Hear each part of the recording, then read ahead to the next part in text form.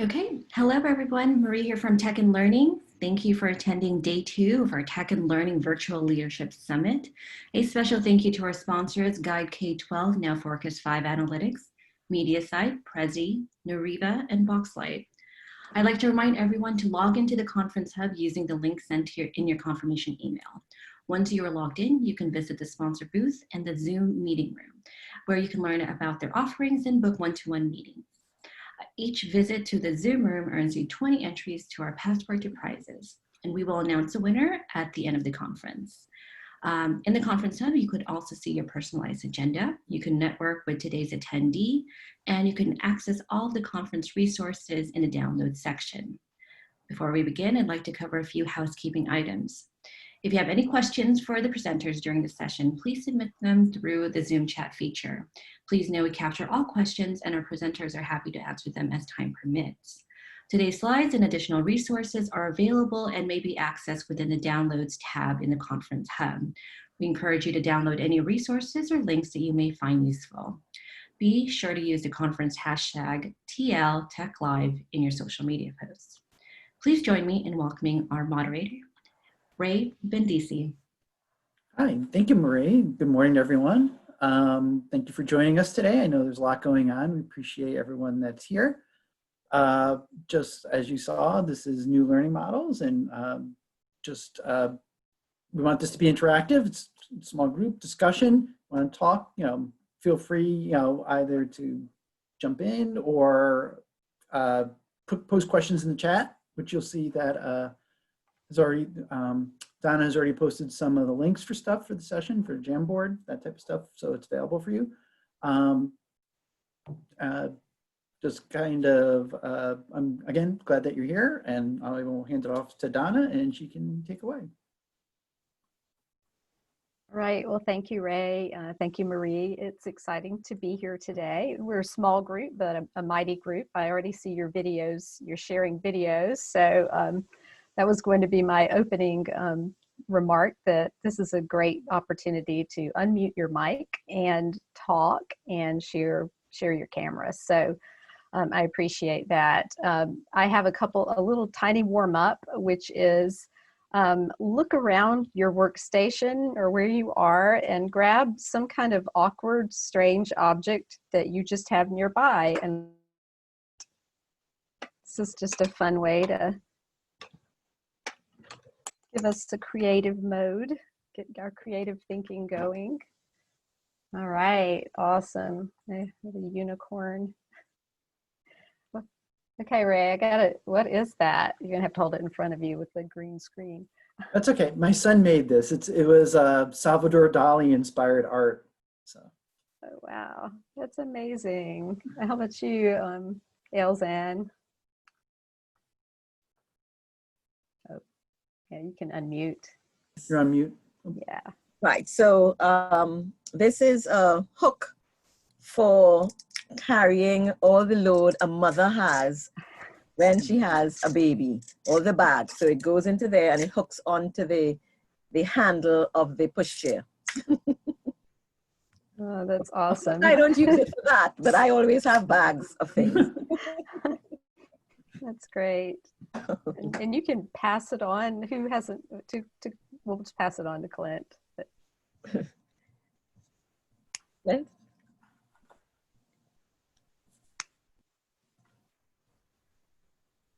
Let's see. All right. Container, which has a chess piece in there.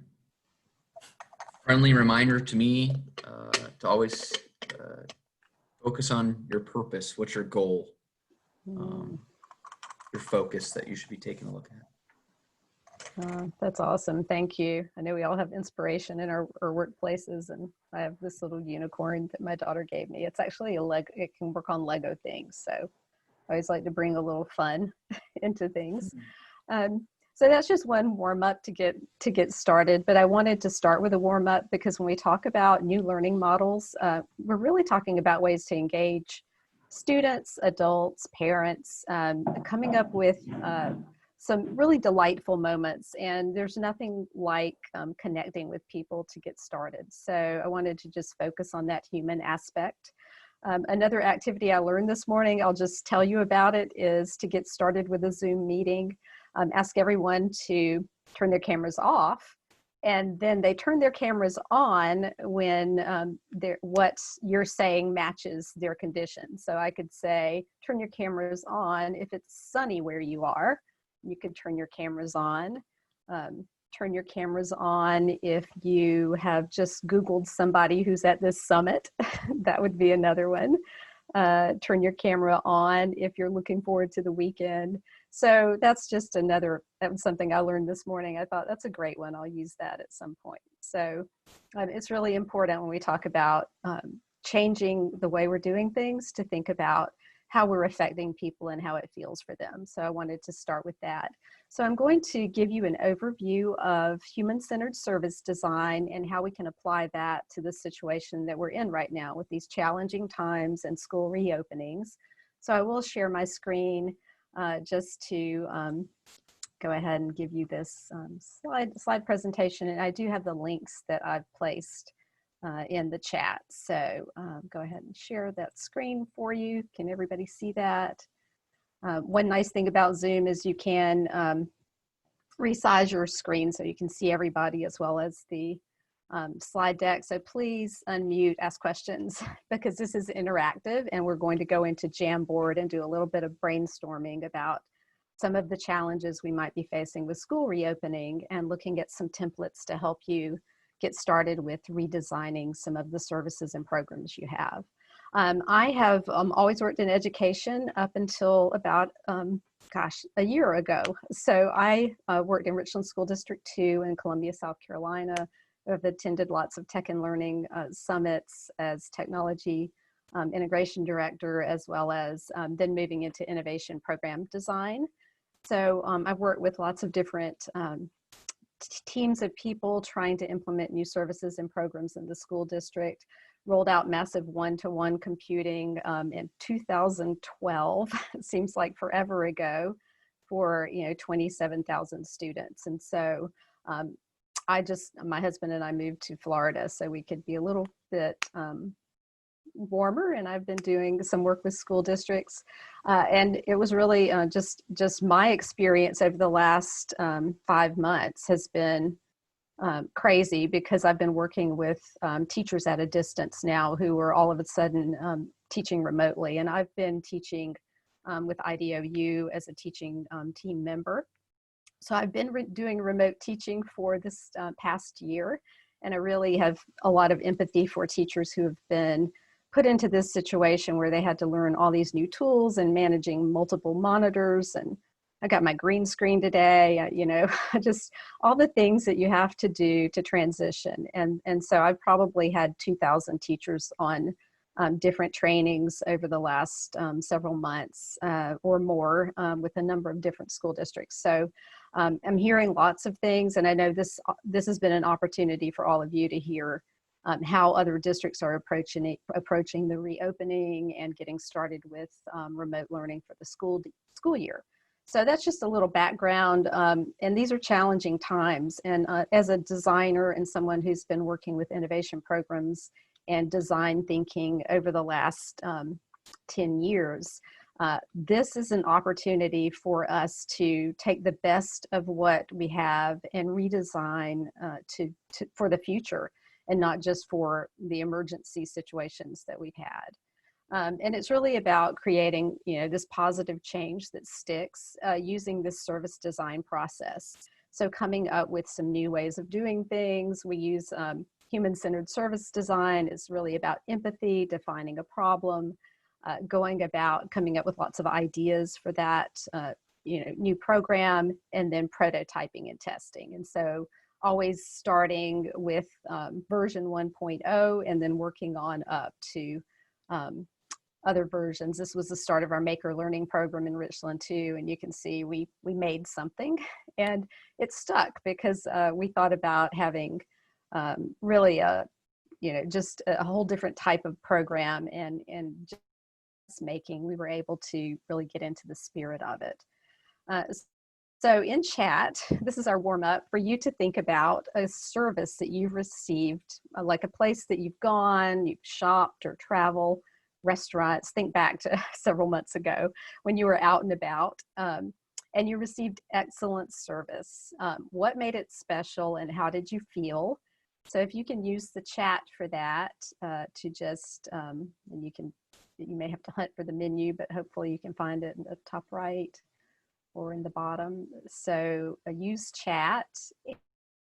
Just, or actually, I tell you what, let's just unmute because there's just a few of us. So would one of you like to share like a good service experience you've had?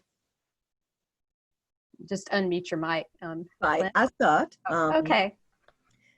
My mom, I have a 92-year-old mom who has bad circulation, and I was given a prescription to go and get her what you call those special socks. And so I went to what we have here in Trinidad, the Pharmaco company. And of course, I didn't have a clue what I was looking for or what I really needed. And of course, the doctor's prescription is written in a very, scribbly way. So I gave it to the young lady. She was able to read it. She showed me the different options. She asked me questions about how old my mom was, what she was doing. I just felt very, it was special, if you want to use that word, in that she took care with me. It wasn't a rush, here, have this and go your way. She really took time with me to ensure that I could get what I really needed for my mom. And of course, it was very successful because my mom has been wearing them since. Oh, that's great. Thank you. Do you have this story, Clint or Ray? Well, we did have a socially distanced anniversary dinner the other evening, and it was interesting. We were hoping for a specific waitress because I think what stood out to us is because she's very personable.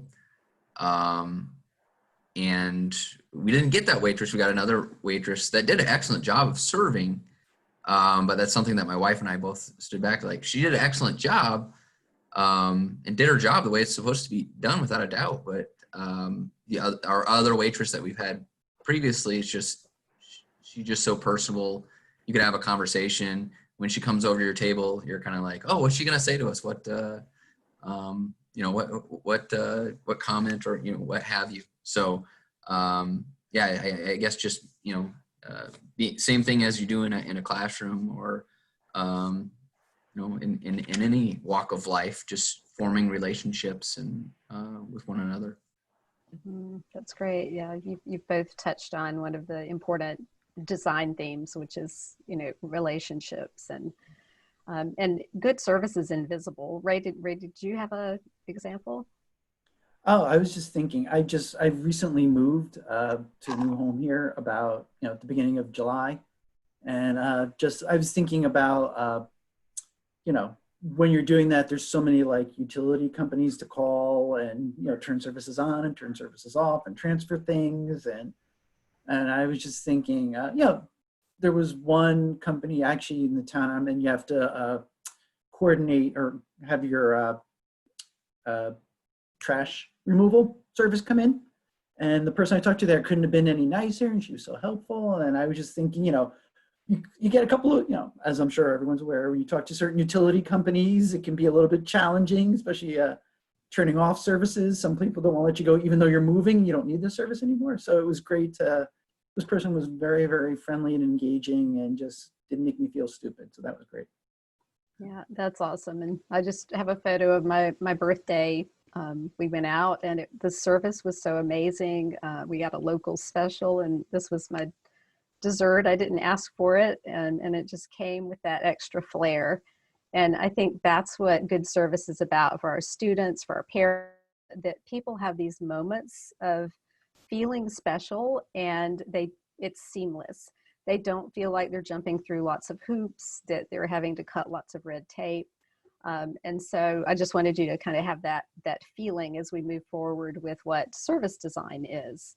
And this is my model I made up, which is the spaghetti model of change, which is something that I've seen quite a lot in school systems. And in my experience is, well, let's just throw another noodle at the wall and see what sticks. And then you have this sticky mess.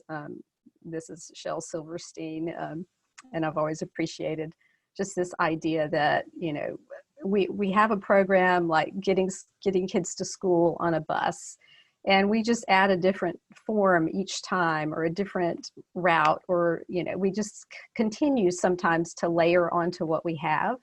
And then we don't know how to get untangled from it. And unless something like a pandemic comes along, we are just stuck. And we have actually all been forced to get unstuck.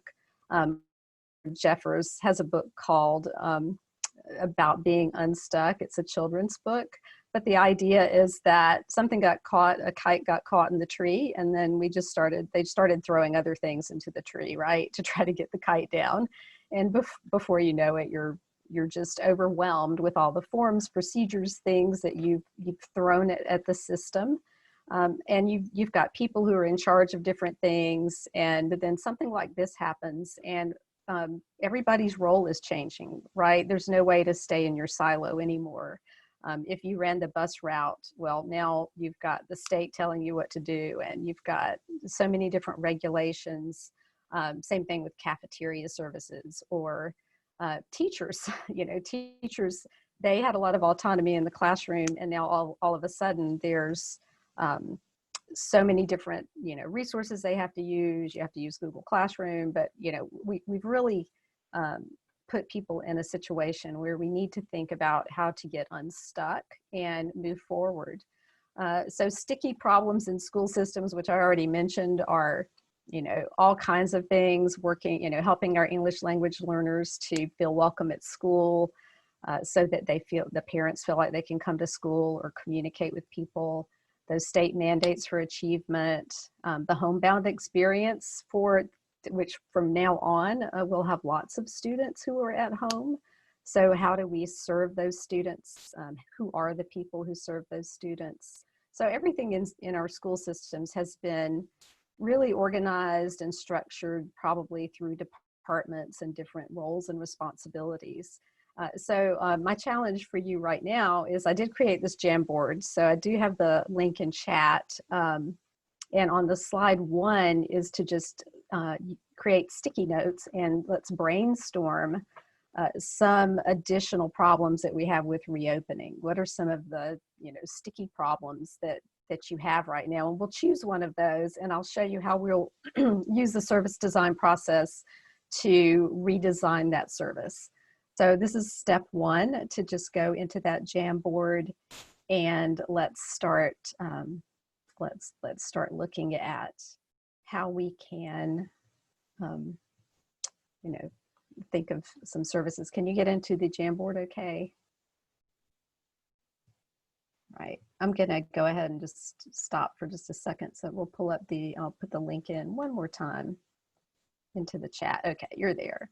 So if you go down to the Post-it note option, you can add some sticky notes. So just add as many as you want. I know we have lots of opening challenges, and then we'll talk about which challenge you might want to solve as we go through this service design process.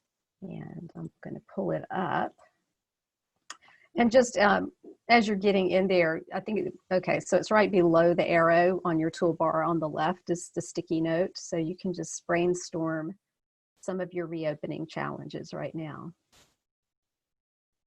And feel free, since there's a small group, just, you know, unmute and you can shout it out too, but we'll use this as a place to hold these ideas. Meal distribution, good one.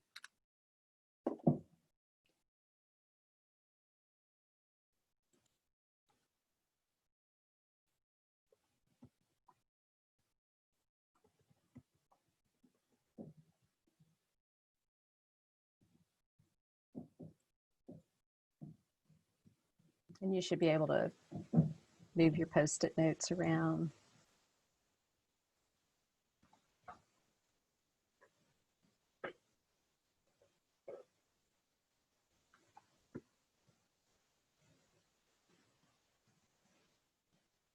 Well, we're going to have just so many nice problems here.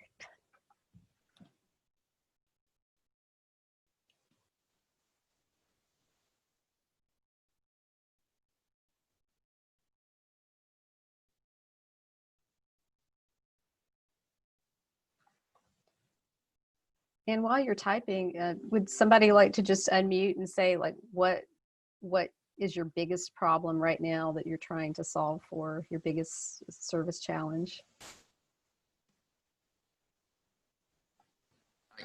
I think one concern is from teachers being able to juggle the schedule of teaching in-person classes along with teaching online courses as well, and what that will look like and the time that will be available to do so.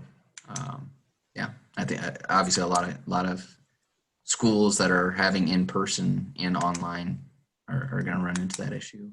Mm-hmm. Yeah, that's what I hear every day. Anything else that you think is a really important challenge that we have? Busing, what that's going to look like, Mm-hmm. certification system for check-ins. Yeah, attendance. Yeah, how long it's going to take to certify everybody into the building. Right. You know, I saw someone talking about that earlier, about the idea of just like, if you're going to try and take temperatures every day of every student coming in, how do you physically, if you have a school of 1,000 people, how are you going to, 1,000 students, how is that going to be managed? Like, what is that process? How do we keep everyone all lined up? You know, that you know, where do you get the resources to provide all the equipment, and how do you track that? And, you know, Yeah. logistics, right? I know Logistics. we have kiosks and certain entry points, and yeah. It's all great in theory, right? Yeah. It is. So it's overwhelming already just talking about it. And we know that we've already got people working on some of these things that are givens, putting kiosk up or thinking about bus schedules. So there's some things we don't have control over, but there are other things we do have control over. Go back. I'm just going to go back through a few more slides, and then we're going to use the service design journey map process to think about how we can approach some of these problems. So lots of problems, lots of systems that we have in place. One activity that I always like to do when I bring a team together to approach one of these challenges, one of the first things we do is the root cause analysis. Or problem tree, whatever you want to call it. But this is an activity that works really well if you're bringing a team together, even in Zoom. You can use Jamboard or some other program with a template so that people can start brainstorming. Really, you put the issue in the middle, what you think is the problem, the challenge that you have, which is getting kids through the hallways, or getting kids to school with limited space on the bus. And then we think about what the consequences are, because a lot of times we want to tackle problems by tackling the consequences. Well, the hallways are crowded, so kids are in the hallways, or kids are getting too close to each other. So, but that's not a root cause. I mean, the root cause is that we have not, designed for the flow or changed the bell schedule, or any number of things to kind of fix that problem. So it's really just a good way for you, when you bring a team together, to approach the problem that you're trying to solve for. So the issue is teachers have to teach online and synchronously and asynchronously. There are lots of consequences and things that people are griping and complaining about, but what are the root causes? So that's just something I like to suggest. Another technique is ask why 5 times, or just kind of keep drilling down. Is this happening? Why are teachers so unhappy right now? Well, because I'm doing online teaching while I've got kids in the classroom, and I'm trying to stream my video so that the kids at home can watch. So, getting people to just think about, going back to some of the root causes is really helpful. And that takes some time. So set up time with a meeting, with a team to do this.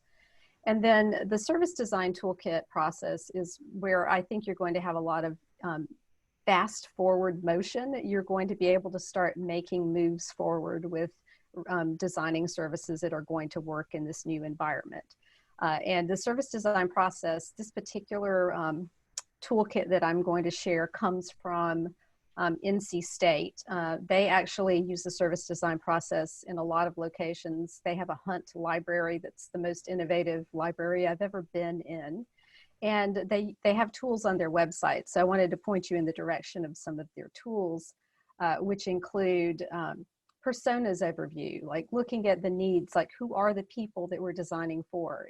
Is it parents, students, teachers, administrators? Thinking about what your vision is. So they have activities around setting up your guiding principles for how you move forward with your service, just like those seamless services where collaboration is important or communication. That would be a guiding principle. And so they have a lot of resources on their website for that. And then they have other resources, especially around creating a journey map. What does it look like to go through this service? And then how do you build out the blueprint? So I just wanted to point you in the direction of that website. I think it's particularly useful with free resources to get you started with this process. And I've done this many, many times with teams. We have that vision. We know what we want for that service. And we know what those experience principles are, and we know who we're designing for, which is stakeholder mapping. Then we're really able to think about, like, what are the key moments to make this service the most important this most seamless for our users. And so this is a journey map example that I put together just based on a variety of templates I've used.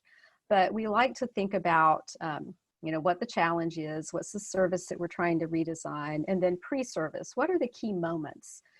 So a lot of times we'll pull people together, we'll put them in a room and we'll say, we've got to solve this transportation problem today. And of course the transportation director shows up, right? The administrators who have to manage the bus line show up. Everybody shows up with their perspective. And a lot of times you hear, well, this is how we've always done it, right? So they want to tell you about the forms they use and the procedures and the tools and the software. And that's great, but we're never going to get out of this problem if we start there, looking at what we already have pieced together over the years. So the idea behind service design is to think about those key moments of the customer experience, or the student experience, teacher experience, and to get that high level, kind of idea around what those moments are. So, like a field trip, the teacher does some research and finds some great places to visit. There's an easy request form, like, hey, we're just like imagining this is an easy process instead of a really hard one. And students and parents are automatically notified, and the permission forms are taken care of. All that stuff is done very easily. So everybody feels relieved thinking about the emotions and mindsets that might be behind those moments. So instead of just looking at the current state, we're really looking at the future state. What does this service look like when it's in action? When teachers are teaching remotely, but they also have kids room, what does it look like from the teacher perspective or from the parent perspective? And if you can get people to agree on these high level moments, then you can move on to the next stage, which is really thinking about which moments are going to give us the most, I say, bang for your buck, but which moments that are operational or unique or high value that you can focus on to build in some more detail, some more ideas about how you can make that moment really the best moment possible. Just like getting that, birthday dinner and everything going really well. What does it look like?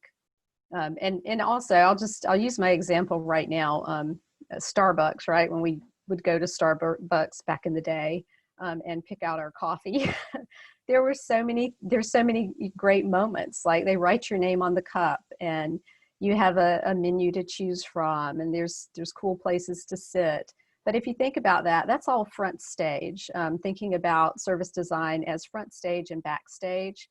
You know, behind the scenes, there's lots of stuff happening, right? There's people finding the coffee and grinding the beans and sourcing the beans and making the coffee and, you know, setting up advertising. There's a lot on the backstage, but what we see is that front stage, and that's what we want for our users, for them to have this nice experience. So just thinking about one of the examples, like in a physically distant school, how do you improve the lunch experience for your students to build community and collaboration?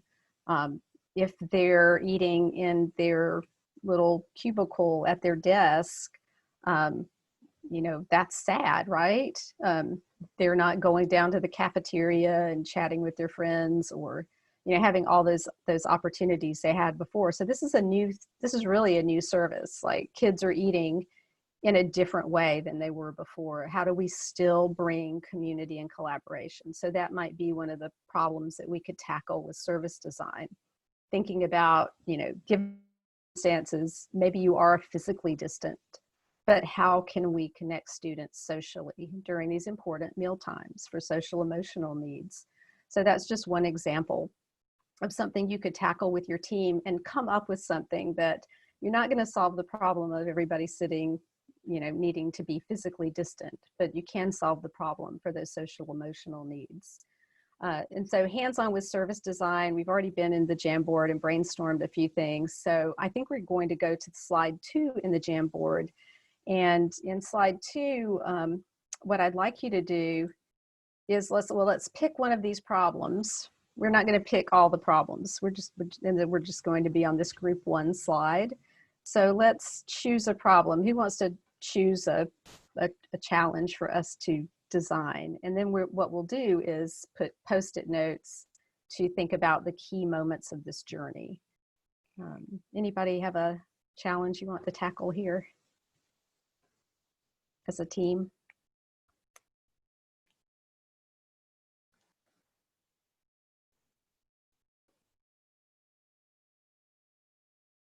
Elzan, Clint, any?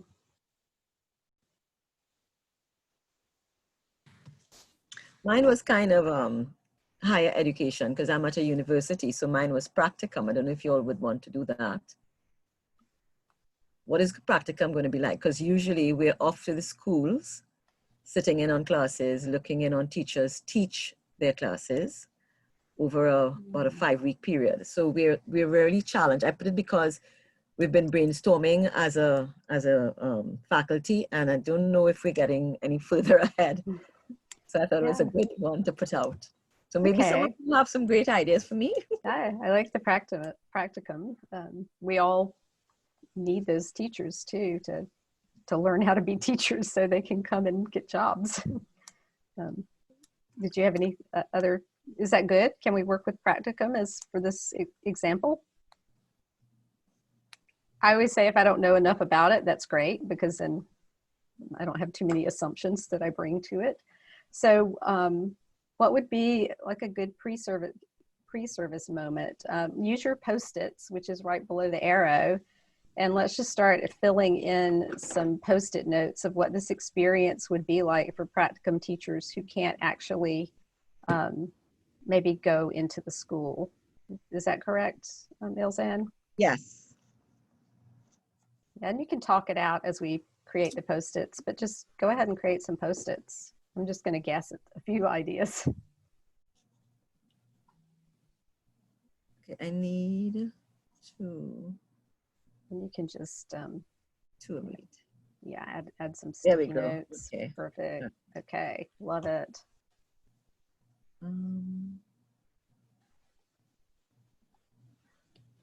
We thought of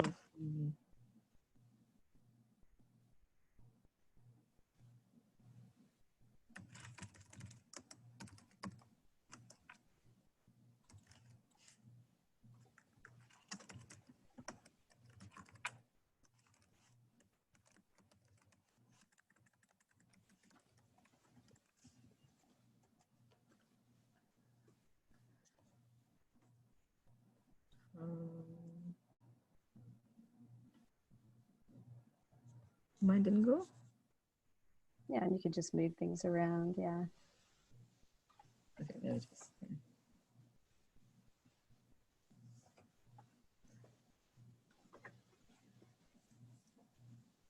I really like doing this with a team because it is anonymous. And so, you know, you don't necessarily influence each other so much in thinking through how you would lay this out. Sometimes when you're in the room together, it's harder, like if the boss is there, right? Or the person in charge of the practicums is there, then you're going to be a little more cautious about trying to redesign this. And I'll tell a quick story. I did this with a group trying to sort of improve the homebound process for students, the students who were at home for illness or other reasons. And it was really hard because people feel like their job is at stake. Like, I'm in homebound, right? That's my job. And so a process like this, where everyone is just sort of sharing what this experience is like, takes that person back a few steps so that they can see the big picture and collaborate with each other. So with that, like, the evaluation rubrics be sort of I guess that's ongoing during service, pre-service.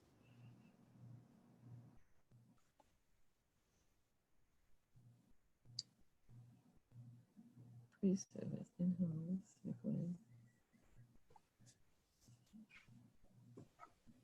Well, I think we've got a few things up here, so I'll go ahead and just kind of talk you through the next step. So what's calling out to me is like video coaching. That seems really important. Operational, it's high value. So that is a moment where we need to make this a really seamless, good experience. How can I connect with my host teacher and then like navigate connecting with students through that coaching with the teacher is really important. So this is where we could go down to, in the video coaching, I would think our mindset emotion, we would want that practicum teacher to be excited, right? Or are there other emotions that, not anxious and worried and and frightened probably, but excited. And so that's where we would go down to the second part, the front stage touch points. So in service design, a touch point these are just like the ideas. This is where you're interacting with that person in some way. And so you're brainstorming ideas for that video coaching. So this is where we can start brainstorming some very specific things we could do around video coaching. So see if you can get your Post-its again and put some ideas down there around how we can make video coaching really effective and exciting and useful for that teacher, that practicum teacher.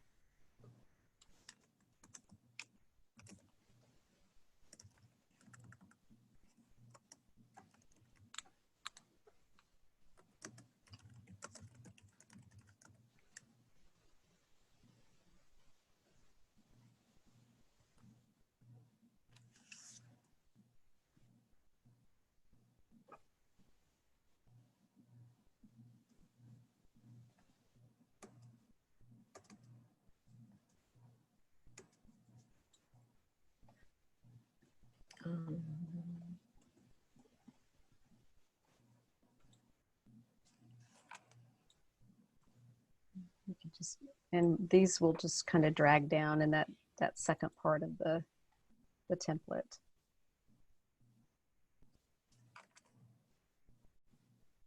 I'll help you out, drag a few down there.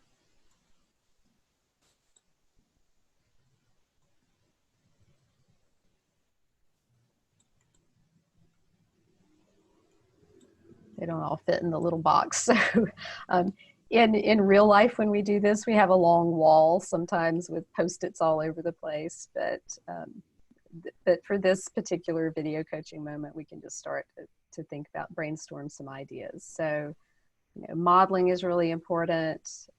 How does that happen?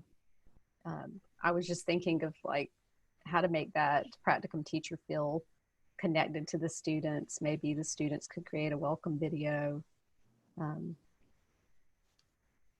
Other thoughts about this particular these touch points?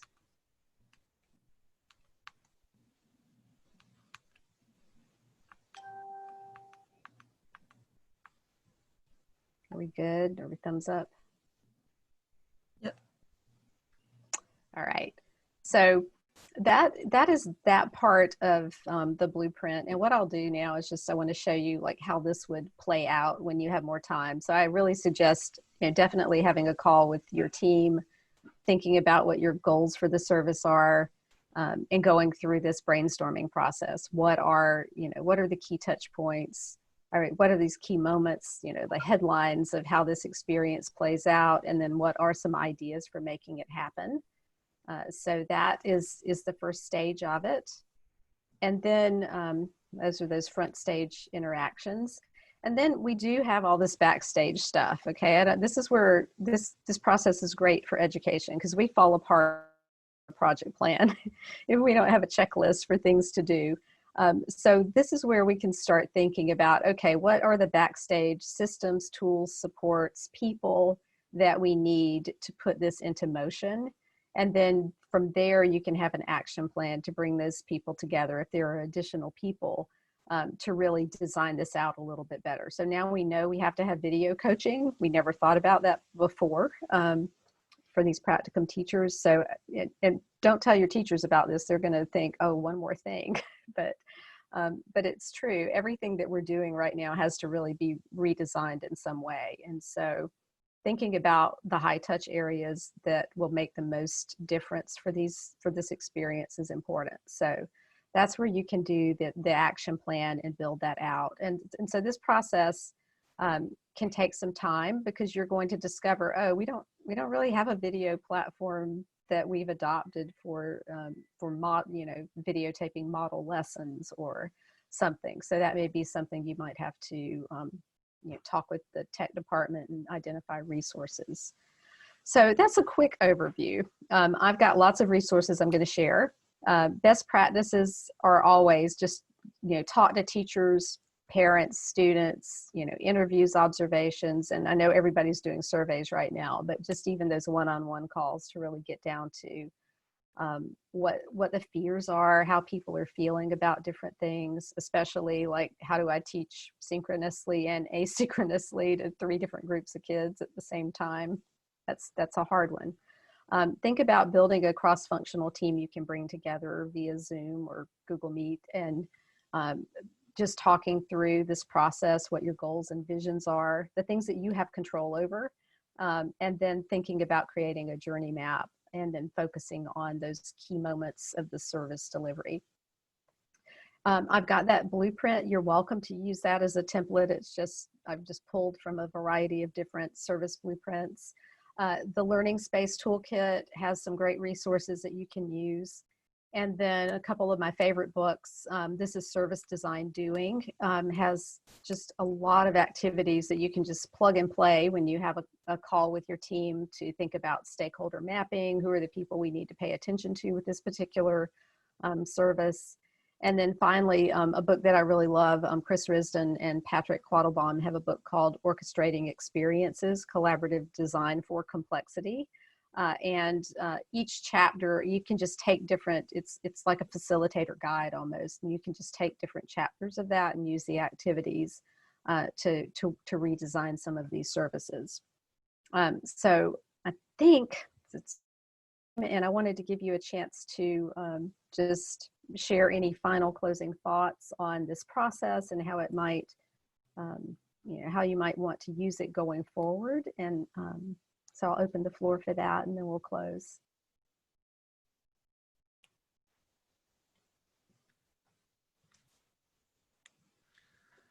I appreciate the opportunity to get a practice round right there. Right there was kind of a modeling of its own to give a sense, an idea, and feel from everyone who's going to be participating in it. And I like, as you said, you feel the boss is in the room, so you don't really know. I like that it's anonymous, so you can just put your ideas up there, and it won't make you maybe second guess what you're going to be placing. Yeah. And one thing I forgot to mention, like let the person in charge of the meeting, I mean, you need a facilitator, and then that person, you know, who maybe is in charge of a department is just a participant. So trying to make sure also you have sponsorship, like superintendent or whoever, you know, needs to be on board with this is in that particular meeting, but is updated regularly about the process. Other thoughts, Elzan? Oh, you're muted. Can you unmute? Sorry. Right. Okay. I said I really am happy that this was done. I like your service, your school service design, because I can see it working for us. Because a lot of people tend not to say much when they think that they're going to be remembered for saying something. So the anonymity is excellent. And I think I can get them to buy into this with ease, because we've been looking for something to help us forward. And so thank you very much, Donna. This is going to be really, really helpful. Thank That's you. great. Well, thank you. And you can use this, you know, asynchronously. So just share out the Jamboard even and let people begin to populate. Yes. If you've got multiple services to redesign, make multiple pages. But there are other tools you can use like Mural. There are some other tools for virtual work, but anything else, Ray? No, I just took a glance at the clock. It's Yeah. we need to be wrapping up. There's another session starting in a few minutes. It's Yeah. 12:45. So lots of great information. Thank you so much for sharing your your deck and the tools and everything and the resources. And as you said early on, a small group but a mighty group. I really like what I heard here. A lot of good information. Thank you everybody for being here today. Thank you, Donna. I think Marie has a little bit of housekeeping stuff, and then one more session for the day.